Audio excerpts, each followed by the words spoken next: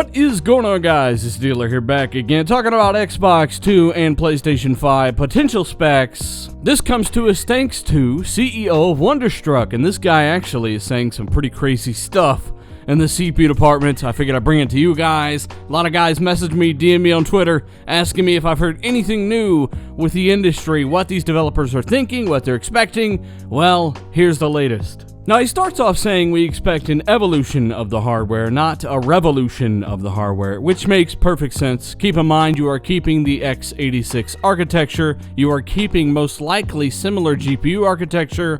The largest shift is to come through CPU upgrades, going to Ryzen cores from Jaguar cores, which are severely bottlenecked this generation. Keep in mind, he says evolution, not revolution, because you are not going from something like Power PC architecture, which is actually what the 360 used, to x86, completely different chipsets, things like that. So it should be easy to code for, easy to develop for, which is always a positive, but provide very, very good results for next generation performance as well. He goes on to say, expect double the cores and threads, double the memory, and a modern GPU. Now keep in mind, he did use the word expect. I'm not saying this guy already knows what he's working with here, but I do know developers tend to have an idea of what's coming down the pipeline. But here's a red flag. He says double the cores and threads. Now, could he have said or threads? Yes. He could have gotten away with that, though still not ideal wording. According to him, you are looking at a 16-core CPU in the next generation consoles. I'll tell you right now, that's not happening with any technology that I know of that AMD currently have available to them through APUs. Most likely, if they're going to achieve 16 threads, they will do it through SMT, simultaneous multi-threading, which has been done before with the Xbox 360. It was a triple-core CPU that had a version of multi-threading, meaning each CPU core would kind of act like two, to explain it very simply. So we'll go ahead and assume that maybe he made a mistake speaking, but I have hypothesized this as well. Perhaps Microsoft do enable some kind of simultaneous multi-threading, essentially turning an 8-core CPU into something that performs closer to a 16-core CPU. Now, of course, there are several reasons Microsoft would decide to go with fewer cores using SMT instead over 16 physical cores, the largest being cost. Secondly, heat. The more physical hardware you have in that chipset, the more power it's going to draw. You then have to beef up things like your power supply to compensate. The list goes on and on. It all comes down to this developer insinuating that the next generation consoles are going to have 16 threads. And the bottom line is, it's not going to be physical cores. It should be 8 physical cores, 8 virtual cores. Using multi-threading, it is definitely possible to have this many threads on a console. It is very interesting, and if it does happen, I do believe that this is the way they will achieve it. To see them trying this approach once more is very interesting, and for them to try it with many more cores to start with, and each of those cores being astronomically more efficient than the 360 cores they tried it with a decade ago, you should see some very interesting things at play here.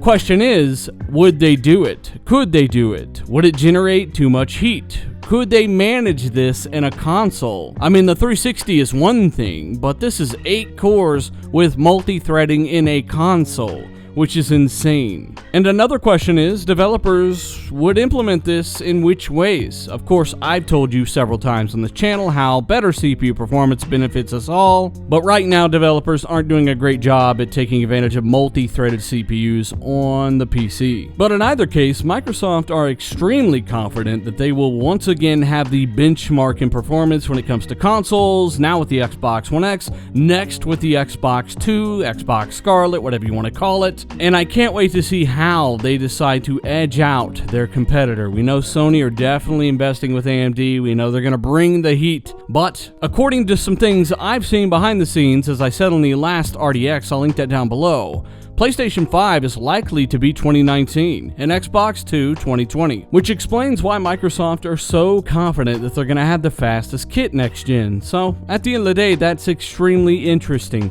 The developer also goes on to talk about memory increases, double the memory. I predicted this myself, 16 gigabytes of RAM, and of course a, 10 to 12, maybe even more teraflop GPU that's going to offer you tons of performance, and when combined with this new CPU, new effects, new technologies pretty much become available to console gamers. Volumetrics, like I said, better frame rates on more games, better detailed geometry, all kinds of great things. Destruction, physics are going to be ramped up through the roof. You see a lot of physics in the gameplay on screen now, which is why I've decided to use it. This is Red Faction Guerrilla Remastered, and this was one of the most physics-driven games I've ever played, even to this day. And many people wonder, why don't we see games like this anymore with this kind of destruction? And it's because we are limited on the CPU side with this generation of consoles. Yes, I am able to play this old 360 game on the Xbox One X, and it looks great at 60 frames.